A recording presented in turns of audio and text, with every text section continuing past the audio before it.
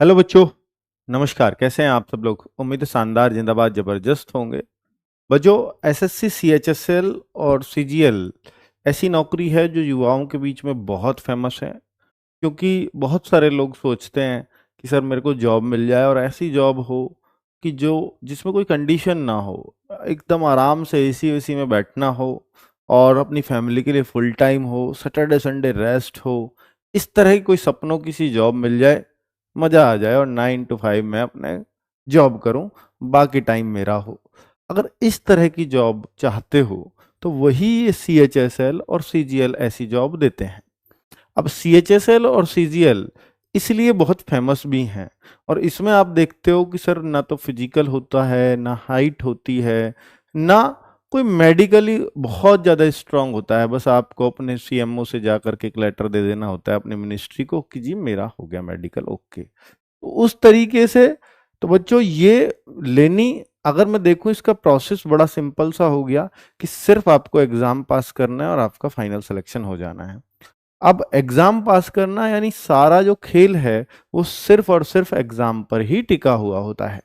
अब एग्जाम को लगातार, क्योंकि देखिए सबके पास जहां भी कंपटीशन इस तरह का होगा वो ओपन कंपटीशन माना जाता है, वो सबके लिए बराबर चांस देता है। क्योंकि यहाँ ना फिजिकल की कंडीशन है, ना हाइट की कंडीशन है, ना चेस्ट की कंडीशन है, कुछ नहीं, ना लड़के की कंडीशन है, ना लड़कियों की कंडीशन है। सब लोग इस फॉर्म को भर सकते हैं। और जिसने भी 12th किया, हर वो बच्चा जो एज में आ रहा है 18 से 27 वाली एज में, जनरल कैटेगरी में, ओबीसी में 18 से 30 में, एससी एसटी में 18 से 32 साल की कैटेगरी में अगर आ रहा है तो हर वो बच्चा इस फॉर्म को भर सकता है। 12वीं 12वीं आपने किसी भी स्ट्रीम से की हो, चाहे साइंस से की हो, चाहे आर्ट से की हो, यहाँ कोई फर्क नहीं पड़ता। बस एक जॉब है, एक पोस्ट ऐसी है जहां पर ये 12th पीसीएम से मांगते हैं। इनमें बहुत सारी पोस्ट आती हैं, सिर्फ एक मिनिस्ट्री ये कहती है कि भैया हमें तो पीसीएम वाले लोग चाहिए। उसमें टाइपिंग भी बहुत हाई फाई मांगी जाती है। तो यहाँ दूसरा फैक्टर आता है टाइपिंग का, यानी एक तो आपको एग्जाम पास करना है। एग्जाम एक्चुअली दो होंगे, एक जिसमें टीयर 1 बोला जाता है जो जस्ट क्वालिफाइंग है, एक टीयर 2 होगा जिसके मार्क्स के बेस पर आपकी मेरिट बनती है, और तीसरा आपका टाइपिंग टेस्ट होता है। क्या टाइपिंग टेस्ट हर बच्चे को देना जरूरी होगा? जी हाँ। टाइपिंग टेस्ट एक टाइपिंग ऐसी है जो बहुत खतरनाक, जिसमें 12th मैंने बोला ना, 12th पीसीएम मांगा है, उसमें टाइपिंग भी बहुत खतरनाक मांगी है। अब वो जो पोस्ट है उसकी कट ऑफ डाउन चली जाएगी, क्योंकि उसमें दो कंडीशन लग गई। एक तो 50, करीब 50 डब्ल्यूपीएम की टाइपिंग स्पीड। दूसरी कंडीशन क्या लग गई? दूसरी लग गई कि ये साइंस से हो, तो आधे बच्चे तो वैसे ही रह गए। ठीक है, तो इसलिए उसकी कट ऑफ थोड़े डाउन रहने के चांसेस बनेंगे। वो कौन सी मिनिस्ट्री है मैं वो दिखाऊंगा। उसके लिए कितनी पोस्ट है अभी ऐसे स्पेसिफाई नहीं है कि उसके लिए कितनी पोस्ट हो सकता है, उसके लिए 10 पोस्ट हो, 15 पोस्ट हो। लेकिन इस बार वैकेंसी सर कितनी आई है? तो 3700 पोस्ट हैं बच्चों। पिछली बार अगर हम देखें तो पिछली बार केवल 1700 पोस्ट थी, तो उसके मुकाबले तो ये 2000 ज्यादा है। तो इसलिए थोड़ा खुश हो सकते हो। और ये 3700 4000 से ज्यादा कभी नहीं होती, अगर कोई स्पेशल केस या कुछ इस तरह से इलेक्शन वगैरह की बात ना हो तो 3700 पोस्ट आप एक आइडियल सिचुएशन कह सकते हो कि ठीक है। और बच्चों देखिए, जब आप सपने इतने अच्छे रखते हो और ओपन कंपटीशन लड़ते हो और ये चाहते हो कि मेरे को भी एक नौकरी मिले, अच्छी नौकरियों की संख्या कभी भी कम रहेगी। ऐसे नहीं होगा कि पुलिस की नौकरियों की तरह 60-70 हजार वैकेंसी एक साथ आ जाएंगी, नहीं। ठीक है, तो चलिए, तो आपको अपने इरादे मजबूत करने ही होंगे अगर आप सीएचएसएल एग्जाम निकालना चाहते हो तो। और 12th क्या अपियरिंग जिनका रिजल्ट नहीं आया, क्या वो फॉर्म भर सकते हैं? जी बिल्कुल भर सकते हैं, क्योंकि आपका जो रिजल्ट है ना वो 1 अगस्त को मांगा गया है इसमें। ठीक है, बहुत सारे ऐसे नए बच्चे होंगे जो पहली बार सीएचएसएल की तैयारी करने जा रहे होंगे। ऐसे क्या कुछ बच्चे हैं? जरा एक बार अगर वो लाइव भी हैं तो हैंड्स अप, ये थम्स अप करके बता दीजिए। अगर जो बच्चे पहली बार सीएचएसएल देने वाले हैं इस बार और अभी 12th करके आए हैं सिर्फ, तो ये उनके लिए भी एक अच्छी अपॉर्चुनिटी होती है। पर पहली बार में निकलना इसलिए मुश्किल है क्योंकि आपका सामना अनुभवी बच्चों से होगा जो बहुत बहुत सालों से एग्जाम दे रहे हैं। मैं तो देख पा रहा हूं कि शायद सारे ही बच्चे, मैं तो देख रहा हूं कि 50 से 60% बच्चा तो ऐसा है जो फ्रेशर है इस बार। ठीक है, चलिए बहुत अच्छी बात है। तो मैं आपको अगर थोड़ा भी मोटिवेट कर पाया तो ये वैकेंसी फिर आपके लिए बनी है। बच्चों, अगर मैं देखूं कि भैया 8 अप्रैल यानी कल रात को लेट नाइट ये आया है नोटिफिकेशन, 7 मई लास्ट डेट है, तो फॉर्म भरने के लिए पूरा 1 महीना पड़ा है। लेकिन लास्ट में साइट हैंग हो जाती है इसकी बच्चों। तो अभी आप 10-15 दिन के अंदर, पहले 10-15 दिन के अंदर, मैं तो ये कहता हूं कि आप 20 अप्रैल तक अपना फॉर्म कंप्लीट कर लें, तो कंफर्टेबली करना चाहते हैं तो। हालांकि बाद में अगर कुछ गलती हो गई है फॉर्म में तो वो करेक्शन विंडो खुलेगी बाद में। ठीक है, करेक्शन विंडो है 10 और 11 मई को। अगर आप देखें फॉर्म भरवाया बहुत सावधानी से, लेकिन बाद में प्रिंट लाए और कहते हो अरे यार ये तो गलत सबमिट हो गया, तो फिर घबराने की जरूरत नहीं है। 10 और 11 मई को आप फॉर्म को करेक्शन कर पाओगे, उससे पहले नहीं। और जून जुलाई दिया हुआ है एग्जाम डेट, लेकिन नहीं, कल क्लियर कर दिया। एक और नोटिस आया था, मैंने एक शॉर्ट्स भी बनाया, आपने देखा होगा। उसमें लिखा हुआ है कि 1 जुलाई से 12 जुलाई के बीच सीएचएसएल के एग्जाम होंगे। यानी कोई 1, 2, 3, 4 बीच में जो सैटरडे संडे आते हैं उसमें छुट्टी हो जाती है, तो 1 से 12 जुलाई तक। अब ये क्या 10-12 दिन एग्जाम चलता है एक बच्चे का? नहीं, किसी का 1 को पड़ेगा, किसी को 2 को पड़ेगा, किसी का 3 को, क्योंकि फॉर्म ज्यादा होते हैं, एक दिन में कराना संभव नहीं है, इसलिए बच्चों को पार्ट वाइज बांट दिया जाता है। अब अगर मैं देखूं कि भैया ये करेक्शन विंडो, ये मैं आपको बता ही चुका हूं, लेकिन करेक्शन करने के फॉर्म में पैसे लगेंगे। अभी आपकी फीस 100 रुपए जारी होगी, महिलाओं की वो भी नहीं जारी होगी, SC ST के लिए वो भी फ्री है। ठीक है, लेकिन अगर आप जनरल EWS और OBC में हैं तो आपको 100 रुपए फीस के लगेंगे। लेकिन अगर आपका करेक्शन है, फिर हर कैटेगरी के बच्चे को 200 रुपए पहले करेक्शन पे, और अगर आपने एक से ज्यादा बार करेक्शन किया तो आपको 500 रुपए भी दोबारा में देने पड़ेंगे करेक्शन करने के। तो आगे अगर मैं बोलूं तो भाई फॉर्म में गलती मत करना, वरना आपके पैसे बर्बाद होंगे। पे स्केल यानी इस नौकरी में सैलरी कितनी बनती है, तो बच्चों मुझसे बेहतर कोई सैलरी शायद ही आपको बता पाएगा, क्योंकि मैंने इन बच्चों के साथ बहुत दिन नौकरी की है, करीब 10 साल।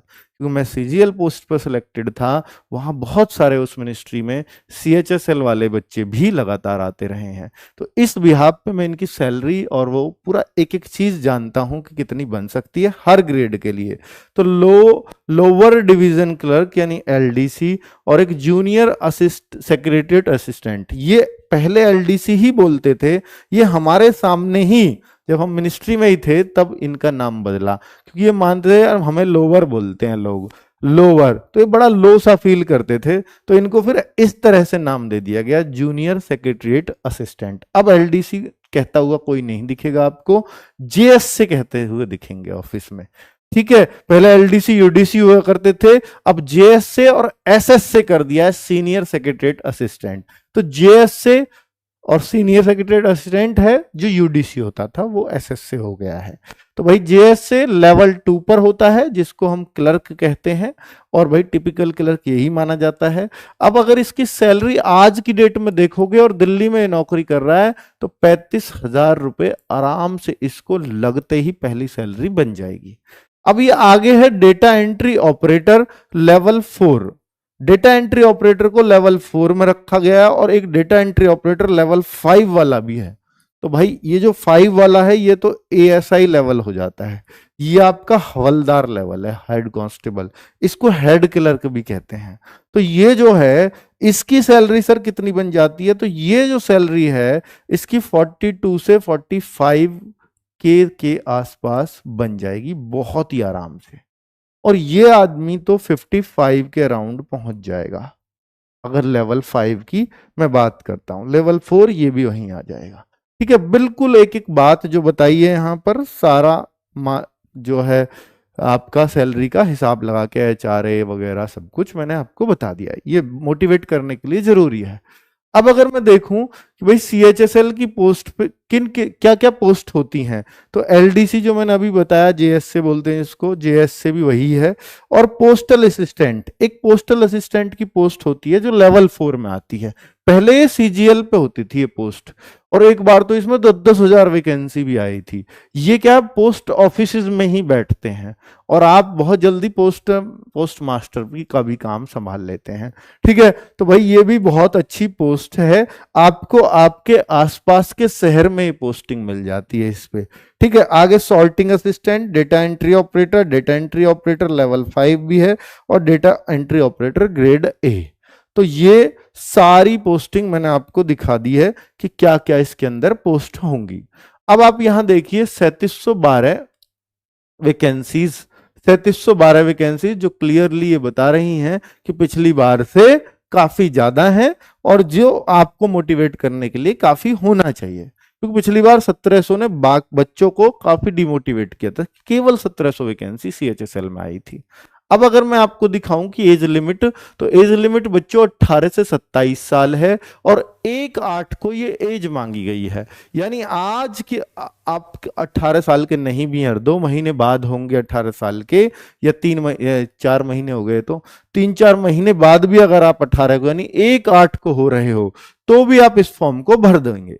ठीक है, लेकिन ऐसे ही ओवरेज में उल्टा है कि अगर आप मतलब आज ओवरेज नहीं है, लेकिन हो सकता है इस तारीख तक ओवरेज हो जाए, तो आप ये फॉर्म नहीं भर पाएंगे। तो आपको सारा हिसाब 1/8/2024 को लगाना है। और अगर SC ST हो, वैसे तो एज 18 से 27 होती है, लेकिन ओबीसी के लिए 3 साल की छूट है, और SC ST के लिए 5 साल की छूट है। ठीक है, अगर आप हैंडीकैप्ड हैं, पीडब्ल्यूडी कैंडिडेट हैं, तो यूआर के लिए 10 साल की छूट है, ओबीसी के लिए 13 साल की छूट है। इसमें 13 और जोड़ दो, 27 + 13 यानी 40 साल तक ओबीसी देख सकता है फिर। ठीक है, और अगर आप SC ST से हैं तो 15 साल जोड़ दीजिए इसमें 27 में। ठीक है, तो अगर हैंडीकैप की बात है तो वो इतने साल तक देख सकता है। एक्स सर्विसमैन के लिए कि जब वो रिटायर होकर आया उसके 3 साल के अंदर अंदर उसे करना पड़ेगा। आगे बात कर लेते हैं कि भाई यहां पर data entry operator grade A in the ministry of consumer affairs, food and public distribution and ministry of culture. ये 2 मिनिस्ट्री हैं जिसमें हो सकता है 10-10 पोस्ट आए या 20-20 पोस्ट आए, यानी 3700 में से ये कुछ 20-50 पोस्ट ऐसी हैं जो इन मिनिस्ट्री के लिए होंगी, जो बाद में खुलेंगी, अभी नहीं बताया कितनी है। तो भाई इनके लिए अगर आपको इन मिनिस्ट्री में अपना चयन भी देना है, तो यहां 2 चीज हैं। एक तो आप 12th जो है आपकी पीसीएम से हो, फिजिक्स केमिस्ट्री मैथ, मतलब विद मैथमेटिक्स, तो पीसीएम ही हो गया। और एक दूसरा, इनकी टाइपिंग स्पीड बहुत भयंकर मांगी जाती है। तो 2 चीज होना अपने आप में बड़ी बात है, इसलिए बच्चों ये कट ऑफ थोड़ी सी डाउन भी जाएगी, ये मैं आज बता रहा हूं आपको। अगर आपकी टाइपिंग स्पीड अच्छी है और अगर आप 12th पीसीएम से हैं तो थोड़ा सा आपको सिलेक्ट होने के लिए बाकी बच्चों से कम मेहनत करनी पड़ेगी, पर ये टाइपिंग स्पीड कितनी होगी, कैसे होगी, मैं आगे बता रहा हूं। बस इस पोस्ट को छोड़ दो 8.1 वाले कॉलम को, बाकी 8.2 यानी एलडीसी जीएस से जिसको बोलते हैं डीईओ या डीईओ ग्रेड ए, तो भाई डाटा एंट्री ऑपरेटर बोलते हैं इसको, इस मिनिस्ट्री को छोड़कर बाकी इस सब में 12th मांगा गया है, सिर्फ पास, और कोई कंडीशन नहीं है, केवल 12th पास। यहां भी पीसीएम से हो, लेकिन कोई परसेंटेज की कंडीशन नहीं है कि 12th में इतने परसेंटेज चाहिए, ऐसी कोई कंडीशन नहीं है। The candidates who have appeared in their 12th standard और equivalent examination can also apply. कह रहे हैं कि जो अभी बैठे हैं एग्जाम में वो भी अप्लाई कर सकते हैं, लेकिन उनका जो रिजल्ट है वो 1/8/2024 से पहले आ गया हो, ये तय करना होगा। नेक्स्ट, ईडब्ल्यूएस जो कैटेगरी, ईडब्ल्यूएस कैटेगरी में बच्चे फॉर्म भरेंगे, उनको ये ध्यान देना होगा कि उनका ईडब्ल्यूएस का जो सर्टिफिकेट है वो 2024-25 या फाइनेंशियल ईयर का बना हुआ हो। इनकम सर्टिफिकेट 2023 के आधार पर अगले साल का आपका ईडब्ल्यूएस सर्टिफिकेट बनता है। इनकम देखी जाती है पिछले साल की 23-24 की। तो आपको जो ईडब्ल्यूएस सर्टिफिकेट चाहिए होगा, तो जो अभी 1 अप्रैल शुरू हुआ है, आज कितने तारीख हुई है, 9 अप्रैल, अभी 1 अप्रैल से फाइनेंशियल ईयर शुरू हुआ है, इसको 2024-25 फाइनेंशियल ईयर बोलेंगे। तो उसी फाइनेंशियल ईयर का ईडब्ल्यूएस मांगा गया है। अब आप कहो कि सर ओबीसी सर्टिफिकेट या एससी एसटी सर्टिफिकेट की कोई कंडीशन है? नहीं। वैसे ओबीसी में ये देखा गया है, ये माना जाता है कि भाई ओबीसी जो है ना 3 साल से पुराना ना हो, क्योंकि यहां क्रीम लेयर और नॉन क्रीम लेयर का चक्कर होता है। एससी एसटी में ऐसी कोई कंडीशन नहीं है। ओबीसी दरअसल में 2 तरह का बनता है, एक स्टेट का, एक सेंट्रल का। जिसको नहीं पता हो ध्यान से सुनना, जब आप ओबीसी बनवाने जाओ तो वहां पे कहना सेंट्रल वाला बनाना, केंद्र वाला।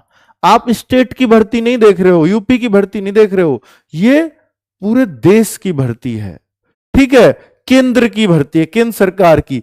इसलिए आपको केंद्र का ही ओबीसी सर्टिफिकेट चाहिए होगा, जिसको सेंट्रल का ओबीसी बोलते हैं अंग्रेजी में। आगे अगर मैं बोलूं बच्चों, एसएससी सीएचएसएल 2024, तो टीयर 1 और टीयर 2, एसएससी सीएचएसएल 2024 टीयर 1 और टीयर 2, यानी इसमें 2 पेपर होंगे, मैं पहले बता चुका हूं। और ये जस्ट क्वालिफाइंग होगा बच्चों, इसमें आपको जस्ट पास करना है। लेकिन पास करने के लिए भी सर कट ऑफ कितनी जाती है? पास भी ऐसे ही नहीं होता। देखिए मान लीजिए 200 का पेपर है, क्वेश्चन 100 ही आते हैं इस प्री में, मैं बता रहा हूं आपको। लेकिन कट ऑफ ऐसे भी गई है कि जनरल की 150 के आसपास गई हो, तो पेपर आसान आता है, तभी ऐसे जाती है, ठीक है। पेपर मुश्किल नहीं आता सीएचएसएल का, आप थोड़ी मेहनत करेंगे तो 150 पहुंचना कोई मुश्किल काम नहीं है, ठीक है। लेकिन ऐसे भी गई हैं कि 120, 125, 110, 15 तक भी गई हैं। तो सब कुछ पेपर पर डिपेंड करेगा, ठीक है। और बाकी ओबीसी एससी एसटी उस हिसाब से डाउन भी जाती हैं। ये मैंने जनरल के आंकड़े आपको बताए हैं। अब अगर मैं देखूं भाई general awareness, SSC CHSL 2024 tier 1 pattern क्या है, तो जीएस आती है 25 नंबर की, जीएस आपकी 25 नंबर की आएगी, रीजनिंग 25 की आएगी, आपका मैथ्स क्वांटिटिव एप्टीट्यूड, जिसमें एडवांस मैथ भी होता है, एडवांस मैथ मतलब ट्रिग्नोमेट्री, ज्योमेट्री वगैरह, ये सब भी रहेंगे, तो वो भी 25 क्वेश्चन आएंगे, और इंग्लिश के भी 25 क्वेश्चन आएंगे। तो ये टोटल 50-50 मार्क्स, यानी एक क्वेश्चन 2 मार्क्स का। नेगेटिव मार्किंग भी होगी 1/4 की, यानी बच्चा 2 का 1/4 करोगे तो 0.5 कटेगा भी, ठीक है। ये 0.5, ये 1/2 की मत समझना, क्वेश्चन 1 नंबर का होता तब इतना घटता, तब 1/2 की होती, ये 1/4 है कि क्वेश्चन 2 नंबर का है। तो भाई 100 क्वेश्चन 200 मार्क्स के हैं, 200 में से आपको टारगेट करना चाहिए कि भाई मेरे को 150 प्लस करना है, ठीक है। उस हिसाब से आपको अपनी तैयारी रखनी होगी। अभी तैयारी कैसे करें वो भी बताऊंगा, लेकिन फिलहाल आप टीयर 2 को देख लीजिए। जब आप टीयर 1 पास कर जाओगे, 150 का टारगेट लेकर के एक सेफ स्कोर पे पहुंच जाते हैं, तो जस्ट क्वालिफाई हो गए। अब 150 ले आए, बहुत सारे बच्चे मैंने देखे हैं जो हमसे पढ़कर वहां पर 175, 180 स्कोर भी टीयर 1 में कर रहे हैं बहुत आराम से, ठीक है। अब 175, 180, फिर नॉर्मलाइजेशन भी होता है। मान लीजिए कोई बच्चा 130 करके आया है, तो वो क्या उम्मीद छोड़ दे टीयर 1 क्वालिफाई नहीं होगा? नहीं। पहली बात तो पेपर का लेवल हो सकता है अपाया हो, दूसरा यह है कि अभी नॉर्मलाइजेशन में हो सकता है आपको 20-22 नंबर मिल जाए, ठीक है। तो नॉर्मलाइजेशन होता है ना, कई शिफ्टों में एग्जाम हुआ है, तो उससे भी थोड़ा थोड़ा सबका बढ़ जाता है, तो वो भी एक कारण है। और भाई देखिए एक बार आप क्वालिफाई कर गए, चाहे आपके उस स्टेज पे 150 है, 150 भी कट ऑफ गई है, और चाहे आपके 190 है, फिर सब बराबर है। क्योंकि जब यहां आओगे तो नए सिरे से आपको नंबर देखने हैं, और जो 360 में से ज्यादा स्कोर करेगा वो फाइनल सेलेक्ट होगा।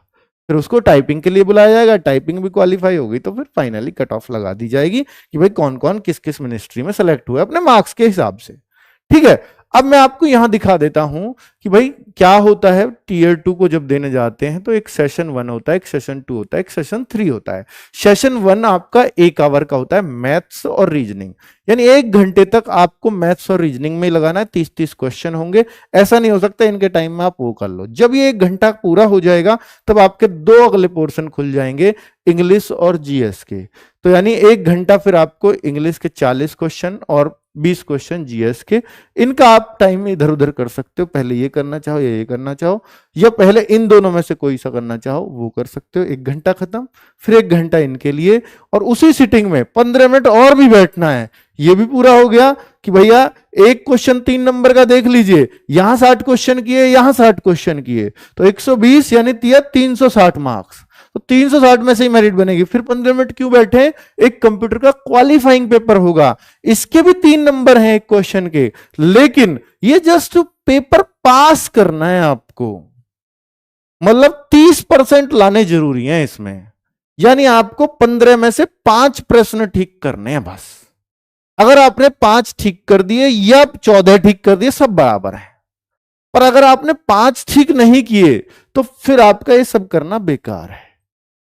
इसमें कंप्यूटर में जो है एक क्वेश्चन 3 नंबर का है, 30% लाना जनरल के बच्चे को अनिवार्य है, बाकी ओबीसी एससी एसटी तो वो 25% भी चल जाता है। तो भाई यहां पर भी आप अपने हिसाब को देख लीजिएगा कि 15 का 30%, तो यहां 15 का 30% यानी 4.5 क्वेश्चन, 15 में से अगर 4.5 क्वेश्चन होंगे तो 5 क्वेश्चन ही मान लीजिए लगभग, ठीक है। तो इस तरह से अब ये हो गया पूरा 2.25 घंटे का पेपर, 1 घंटा ये 1 घंटा ये और 15 मिनट ये, 1 सिटिंग 1 गो में गए हो। अब यहां पर कुछ रेस्ट मिलेगा, फिर आपका typing test, data entry operator test, उस तरह के टेस्ट होंगे, यानी टाइपिंग एक ही दिन में सारा काम हो जाता है बच्चों, ठीक है। समझ में आ गया पूरा प्रोसेस। अब बच्चों कंप्यूटर में तो ऐसा भी हुआ है कि एक शिवम सर ने ना एक मैराथन लगाई हुई थी और वो इस चैनल पे आज भी पड़ी हुई है, कि केवल एक मैराथन से बच्चे कंप्यूटर में इन 15 में से 12 क्वेश्चन करके आए हैं सही। और जो नहीं पढ़ पाते हैं या जो कंप्यूटर में बिल्कुल इंटरेस्ट नहीं रखे थे तो वो बच्चे फेल भी हुए हैं। कोई सोचे कि 15 में से मैं तुक्के भी मारूंगा तो पास हो जाऊंगा, पर नहीं, कंप्यूटर ने फेल भी कराया है बच्चों का, ठीक है, क्योंकि उन्होंने ध्यान ही नहीं दिया कि वो तो क्वालिफाइंग है, वो तो थोड़ा सा तो पढ़ना पड़ता है यार, एक ही मैराथन तो लेनी होती है बस। तो बच्चों अगर मैं देखूं कि भाई 15,000, देखिए यहां पर मैं वो अब टाइपिंग टेस्ट पे आता हूं कि टाइपिंग टेस्ट 3 तरह के होते हैं। जो मैंने बताया एक मिनिस्ट्री जो अलग से दिखाई थी 8.1 पैरा में, वो उसी का जिक्र हो रहा है, पैरा 8.1, वो जो मिनिस्ट्री ऑफ कंज्यूमर थी। तो इसमें जो टाइपिंग स्पीड आएगी बच्चों वो 15,000 की डिप्रेशन पर आवर। अब की डिप्रेशन क्या होता है कि 5 की डिप्रेशन का एवरेज एक वर्ड माना जाता है, तो 15,000 भाग 5 कर दीजिए आप। जैसे ही ये करेंगे तो आपके 3,000 वर्ड्स मान लीजिए। वर्ड समझते हो ना, जैसे बेसिस लिखा है एक वर्ड है, स्किल लिखा है एक वर्ड है, की डिप्रेशन क्या है, टी एक की डिप्रेशन, ई एक की डिप्रेशन, और ये स्पेस भी है ना तो ये भी की दबाने से आएगा कीबोर्ड की, तो इसलिए बच्चों इसको की डिप्रेशन बोलते हैं। तो 5 इसमें स्पेस भी काउंट होता है, तो 3,000 वर्ड्स आपको 1 घंटे में। अब 1 घंटे में 3,000 है तो पर मिनट कितने हो गए, WPM कितना हो गया, तो 60 का भाग दे दो क्योंकि 1 मिनट में आ जाएगा, तो 50 WPM की स्पीड है। ये बहुत खतरनाक स्पीड है भाई, है ना। चलिए, हालांकि गलतियां भी बहुत सारी माफ होती हैं इसमें। तो 5,000 ये 50 WPM, और इन्होंने बोला है करीब हम जो देंगे वो 750 से 800 वर्ड देंगे आपको, 15 मिनट में टेस्ट लेंगे, 1 घंटे का नहीं देंगे, टेस्ट देंगे 15 ही मिनट का, तो उसमें 750 800 आपको वर्ड देंगे और उनको आप टाइप करिए। तो एक टेस्ट तो ये हो गया सिर्फ उन मिनिस्ट्रीज के लिए जो वहां पे बात हुई थी, 10 20 50 वैकेंसी जो भी होंगी, और इसमें फेल भी हो गए कोई दिक्कत नहीं है, फिर आप बाकियों के लिए एलिजिबल हो अगर एक में फेल हो गए। फिर आप पार्ट बी देखते हैं, ये बहुत आसान है। जो डाटा एंट्री ऑपरेटर, देखिए एक तो होता है क्लर्क, LDC वाला, वो सबसे छोटी पोस्ट है, उसको छोड़कर बाकी जो पोस्ट बचती हैं डाटा एंट्री ऑपरेटर की, जिसमें मैंने 42-45 हजार सैलरी बताई है, उन सब के लिए बच्चों 8,000 की डिप्रेशन पर आवर। अगर मैं इसमें भाग करूंगा 8,000 की डिप्रेशन में, पहले तो 5 का क्यों, क्योंकि 5 की डिप्रेशन से एक वर्ड, तो वर्ड हो जाएंगे 1600, तो 1600 वर्ड अब कितनी देर में है ये, पर आवर। अब मैं इसमें 60 का भाग दूंगा ना बच्चों, तो ये करीब करीब 26 WPM की स्पीड आ जाएगी। तो ये जो वर्ड, ये 15 मिनट के लिए आपको 2000 से 2200 की डिप्रेशन दिए जाएंगे, वो 26 करीब 26.66 WPM की स्पीड बनती है। इसको सब पास कर लेते हैं, कोई की देख देख के भी दबाता है थोड़ी सी प्रैक्टिस करके, तो ये सबका पास हो जाता है। अब बच्चों तीसरा और लास्ट टेस्ट होता है कि अगर आपको LDC, और अब आप देखिए आपने ये भी पास नहीं किया, पहला भी पास नहीं किया, तो आप इन पोस्ट के लिए एलिजिबल हो जाओगे। और अगर आपने कोई से 2 पास कर लिए तो 2 तरह की पोस्ट के एलिजिबल हो जाओगे, और अगर आपने तीनों पास कर लिए तो तीनों में जहां भी कम मेरिट जाएगी और आपने सब पोस्ट भरी है तो फिर आपका वहां हो जाएगा। समझ में आ गया ये पूरा प्रोसेस? तो भाई ये जो होती है ना यहां पर, इसमें हिंदी और इंग्लिश कोई सी भी टाइपिंग कर सकते हो, वहां कंपलसरी है इंग्लिश की ही, जो मैंने पहले 2 बताए हैं। इनमें आप हिंदी या इंग्लिश, एलडीसी वाले में कोई सी एक कर सकते हो, लेकिन अगर आप इंग्लिश कर रहे हो तो आपको 35 WPM की स्पीड चाहिए, ये लिखा हुआ। और अगर आप हिंदी की स्पीड कर रहे हो तो 30 WPM की स्पीड चाहिए। तो और ये 10 मिनट का ही टेस्ट होगा। तो इस प्रकार से 3 टेस्ट हो गए, मैक्सिमम आपके 3 स्किल टेस्ट हो सकते हैं वहां पर। ठीक है बच्चों, अब अगर हम पोस्ट प्रीफ्रेंस की बात करते हैं कि ये पोस्ट प्रीफ्रेंस, ये भैया फाइनल मेरिट जब लग रही होगी तो उससे पहले आपके पास ऑप्शन आएंगे, पोस्ट भी आ चुके होंगे, किस मिनिस्ट्री में कितनी पोस्ट है, तब आपको ये मिनिस्ट्री चूज करने का ऑप्शन होगा कि आप किधर पोस्टल असिस्टेंट बनना चाहते हैं, क्या बनना चाहते हैं। तो ये तब भराया जाएगा आपको फाइनल मेरिट से जस्ट पहले। अब फॉर्म भरने की बात करें तो एक बात का ध्यान रखना कि एसएससी ने अपनी नई वेबसाइट जब से चालू की है तो एक लाइव फोटोग्राफ का ऑप्शन डाल दिया है। अब आपको फोटो स्कैन करके नहीं डालना बच्चों, वहां पर ऐसे खींचकर वेब कैम से, जैसे अगर फोन से भर रहे हो तो फोन का कैमरा, और अगर आप सिस्टम से भर रहे हो तो सिस्टम का कैमरा तो यूज करना होता है फॉर्म भरने के लिए, क्योंकि पुराने पुराने फोटो बच्चे लगा देते थे, फिर उनको पहचानने में दिक्कत होती थी, इसलिए काम किया गया है। और मेरे ख्याल से आपको सारे डाउट क्लियर हो गए होंगे। अब अगर आप RWA से और भरोसा रखते हो कि भाई देखिए ये तैयारी करना चाहते हो, तो CGL, CHSL और CPO, इन सब में मैथ, रीजनिंग, GS और इंग्लिश, ये सब सेम स्टैंडर्ड की लगभग आती हैं। वो बात अलग है किसी में हल्का किसी में आसान। देखिए अगर आसान भी चीजें आएंगी तो पढ़ाना हर लेवल पड़ता है, तब भी CHSL में मैंने मान लिया कुछ चीजें आसान आएंगी, लेकिन पढ़ाना आपको हर लेवल ही पड़ेगा, पढ़ना आपको हर लेवल ही पड़ता है। तो यहां पर हमने तीनों का एक कंबाइंड बैच बनाया जिसका नाम विनर बैच बोला, और ये बच्चों 1 फरवरी से चल रहा है RWA एप्लीकेशन में।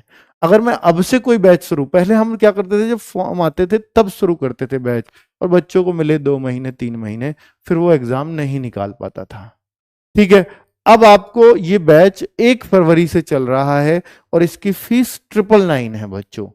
लेकिन ये जब ऑफर में रखा था तो इस पे 20% हमने ऑफ भी दिया था। पर बच्चों जब भी कोई वैकेंसी आती है तो हम तब भी ये करते हैं। देखिए इसमें लाइव क्लासेस जितनी भी अब तक क्लास हुई हैं सारी रिकॉर्डेड फॉर्म में मिल जाएंगी, जो लाइव चल रही है वो लाइव भी मिल जाएंगी। आप अब जुड़ना चाहते हो इस बैच से तो पहली सारी क्लासेस कंप्लीट करनी होंगी। अब बच्चों क्योंकि कुछ बच्चों को ये बात अभी पता चली होगी, इसलिए मैं SSC 20 कूपन कोड इस वीडियो के तुरंत बाद और एलिजिबल कर दूंगा। तो ये बैच आपको जितना उस टाइम में छूट पे दिया था मात्र 24 घंटे के लिए, कल इस टाइम से, आज इस टाइम से और कल इसी टाइम यानी 2 बजे तक ही ये ऑफर वैलिड रहेगा। SSC 20 कूपन कोड अप्लाई करेंगे तो 999 कोर्स आपको 799 में मिल जाएगा। कैसे ये कोर्स खरीदें? रोजगार विद अंकित एप्लीकेशन पे जाएं, प्ले स्टोर से डाउनलोड करके पेड क्लासेस में जाएंगे, बाई नाउ का ऑप्शन आएगा, अप्लाई कूपन में SSC 20 बिना स्पेस के लिख देंगे तो पे ऑनलाइन हो जाएगा। ठीक है बच्चों, तो ये सारी बातें मैंने आपको बताई हैं, एक एक बच्चे प्रूफ के साथ बताई हैं। इन क्लासेस का टाइम टेबल क्या है ये आप टाइम टेबल भी नोट कर सकते हो, इसी टाइम पर ये क्लासेस हो भी रही हैं। स्टैटिक जीके की नवीन सर की तो अभी कुछ दिन पहले ही शुरू हुई है, तो ये भी लाइव क्लासेस चल रही हैं। ठीक है बच्चों, तो अब आप अपनी तैयारी को बेहतरीन बना सकते हो, वो आपके ऊपर है कि आप कितना कवर अप कर सकते हो, सारी चीजें, सारी क्लासेस, सारी PDF। और एक बात और कि सारे बच्चे रोजगार विद अंकित ऐप पर free of cost her Sunday को मॉक टेस्ट आता है सुबह 6 बजे, सभी प्लीज उस मॉक टेस्ट को जरूर दे दिया करो। ठीक है बच्चों, धन्यवाद, नमस्कार।